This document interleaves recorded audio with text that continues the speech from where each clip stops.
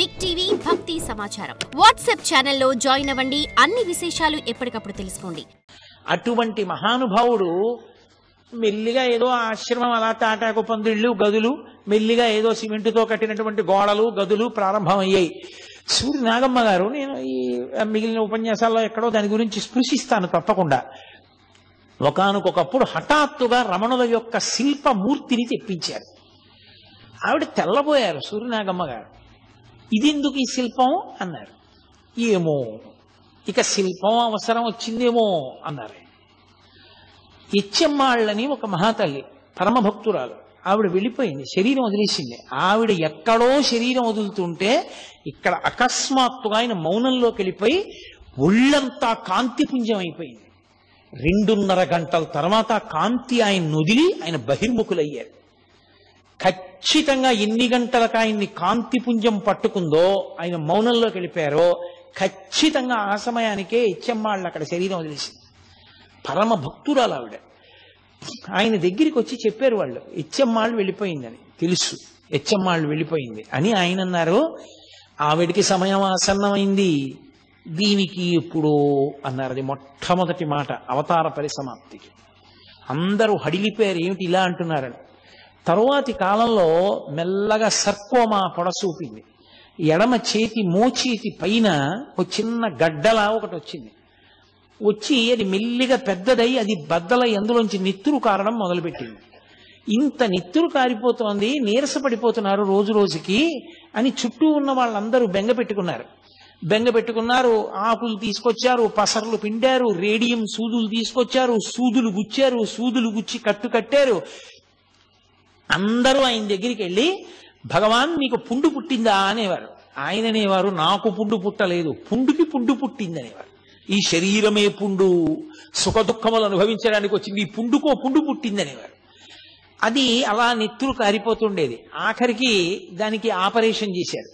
Operation చేసి పుండు తీసేశారు. మళ్ళీ అది సెలవేసుకొచ్చి మళ్ళీ పుండు మీద ఇంకో పుండు వచ్చింది. అది అలా నెత్తురు కారుతూనే ఉండేది. అది విపరీతమైన పోటుట సర్కోమా. ఎవరైనా వచ్చి భగవాన్ అంత నెత్తురు కారుతోందంటే ఆయన అనేవారు, ఇది శమంతకమణి, ఎంత ఎర్ర బంగారం పెడుతోందో చూశారా అనేవారు. ఒకానొక సందర్భంలో జలగలతో కరిపించారు. అది నెత్తురు తాగేస్తుంది, చెడు నెత్తురని. అవి విడిచిపెట్టలేదు, తాగి అలాగే స్తబ్దుగా ఉండిపోయాయి. ఏమిటి జలగలు అలా ఉండిపోయాయి అన్నారు ఎవరో. దానికి కూడా సమాధి స్థితి అబ్బిందేమో అన్నారు.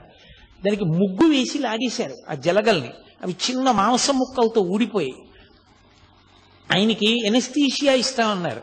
నాకు మత్తెందుకు, దీన్ని మీరు కోసుకుంటానంటున్నారు, కొయ్యండి, నేను సాక్షిని అన్నారు.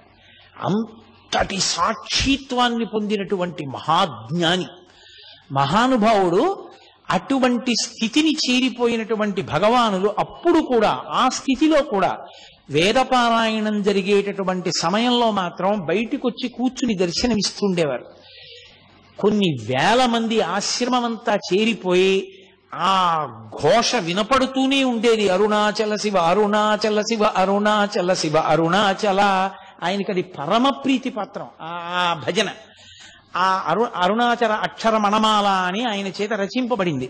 అది ఆయన చదువుతూ ఉండేవారు. ఒక్కరోజైనా ఈ ఉపన్యాసాలు చెప్పుకున్నందుకు నేను అరుణాచల అక్షర మణమాల తీసుకొచ్చి దాని తెలుగు అనువాదం చేశారు పెద్దలు. దాని తెలుగు అనువాదంలోంచి నేను అక్షరమణమాలలోంచి చదువుతాను.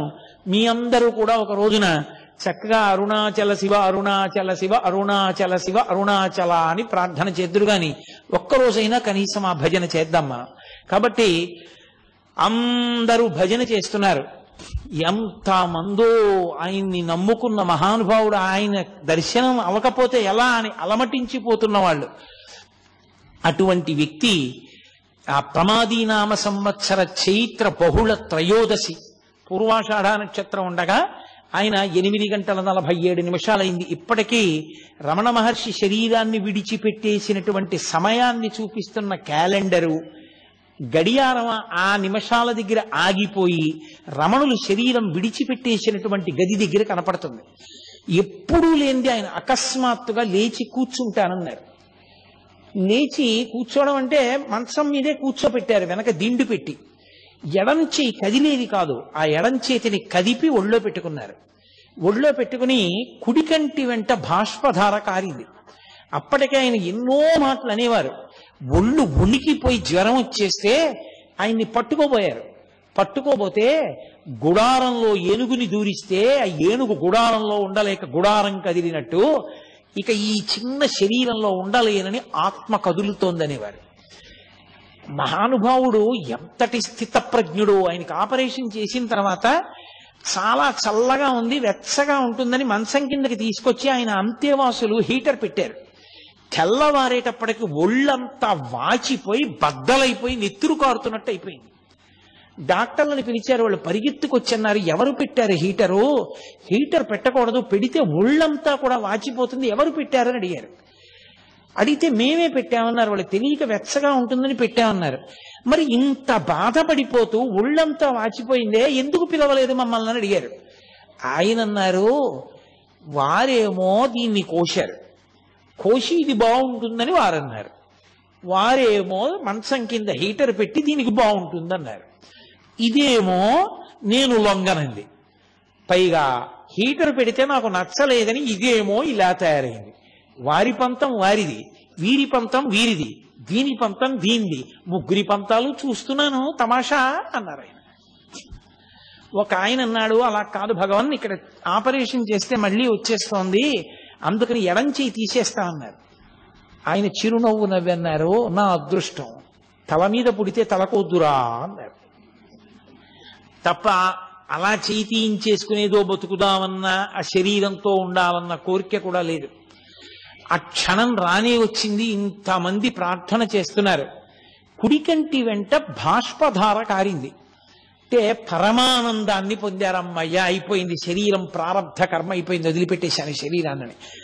కొన్ని వేల మంది చూస్తూ ఉండగా ఆ అరుణాచల క్షేత్రంలో ఆ ఊళ్ళో వాళ్ళు కూడా చూస్తుండగా ఆయనలోంచి ఒక జ్యోతి బయటికి వెళ్ళి నిలబడింది రమణాశ్రమంలో పైన. అందరూ ఆశ్చర్యంతో ఆ జ్యోతి వంక చూస్తూ వెలిగిపోతోంది అది ప్రకాశంతో. రాత్రి 8:47 సమయం. అందరూ ఆ జ్యోతి వంక చూసి భగవాన్ రమణ అరుణాచల శివ అరుణాచల శివ అని అరుస్తున్నారు. ఆ జ్యోతి క్రమక్రమంగా పైకెక్కుతూ అరుణాచల పర్వతానికి ప్రదక్షిణం చేస్తూ ఈశాన్య దిక్కుగా వెళ్ళి ఆ కొండలోకి కలిసిపోయింది. అంతే, అక్కడతో భగవాన్ రమణుల యొక్క శరీరం విడిచిపెట్టేశారు. విభూతి రాశారు, చందనం అలదారు, ఇంత అభిషేకము చేశారు. అమ్మగారికి కట్టినటువంటి మాతృభూతేశ్వరాలయం పక్కనే పెద్ద గుంత తవ్వి కర్పూరాదులు వేసి ఆయన శరీరాన్ని అందులో పెట్టి మట్టి కప్పి ఆ పైన శివలింగాన్ని ఉంచారు. ఇప్పటికీ ప్రతిరోజు ఆ శివలింగం దగ్గర వేద పఠనం చేసి అభిషేకం చేసి అత్యద్భుతమైన అలంకారం చేస్తారు. ఎందరో దేశ విదేశాల నుంచి వచ్చిన వాళ్ళు అక్కడే కూర్చుని ఉపదేశసారము మొదలైనవి చదువుకుని ఆ రమణ మహర్షి ఉన్న ప్రాంతానికి ఆ సమాధి, ఆయన ఉన్న అధిష్టానం, శివలింగం ఉంటే అధిష్టానం అంటారు, దానికి ప్రదక్షిణం చేస్తూ ఉంటారు. ఆ పక్కనే ఒక బావి ఉంటుంది, దాన్ని రమణ బావి అంటారు. రమణ మహర్షి తల్లిగారు అళగమ్మ గారి శరీరం విడిచిపెట్టినప్పుడు సమాధి కట్టిన రోజుల్లో అక్కడ కావలసినంత నీరు దొరకకపోతే ఎక్కడికో పాలితీర్థానికి వెళ్ళి నీళ్లు పట్టుకొస్తుండేవారు. శవానికి నీళ్లు పోసినప్పుడు కూడా ఆ నీళ్లు అంత దూరం వెళ్ళి తెస్తున్నారని రమణ మహర్షి ఒక చోట కూర్చుని చేత్తో ఇలా అన్నారు. ఇలా అన్నారు కదా భగవానులని తవ్వారు. తవ్వితే అక్కడ జలపడింది. ఇప్పటికీ ఇది తిరువన్నామలై అంతా ఎండిపోతుంది, కానీ ఆ నూతిలో నీళ్లు మాత్రం ఎప్పుడూ ఎండవు. దాన్ని రమణబావి అని పిలుస్తారు. దాన్ని అఘశమన తీర్థము అని పిలుస్తారు. అఘములంటే పాపములు, పాపములను శమింపచేయగలిగిన తీర్థము రమణ తీర్థము, అఘశమన తీర్థము. రమణులు ఉన్నంత కాలం కూడా ఆ అందులో ఉన్నటువంటి తీర్థంతోటే మాతృభూతేశ్వరాలయంలో అర్చనలన్నీ జరుగుతూ ఉండేవి. మహానుభావుడు పుట్టినప్పుడు కనులు లేని కబోది ఒక జ్యోతి పుట్టిందిరా, వెలిగిపోతోంది పురుటి గదిలో అంది. మీతో మనవి చేశాను నేను మొదటి రోజున. ఆయన ఆఖరణ శరీరం విడిచిపెట్టినప్పుడు కొన్ని లక్షల మంది ప్రత్యక్షంగా జ్యోతి పైకెక్కి అరుణాచల పర్వతంలో, అరుణాచల శిఖరంలో కలిసిపోవడాన్ని చూశారు.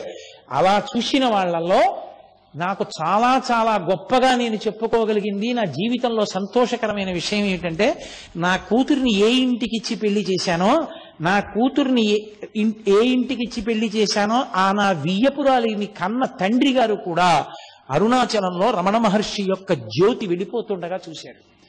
చూసి ఆ రోజుల్లో ఆయన అదేమిటి జ్యోతి వెడుతోంది, రమణులకు ఏమైనా అయిందా అన్నారు. ఆ జ్యోతిని చూసి తిరువన్నామలై ఎంత పరిగెత్తింది రమణాశ్రమానికి, ఏమైంది రమణులకని. ఆ జ్యోతి రూపంలో ఆయన వెళ్ళిపోయారు.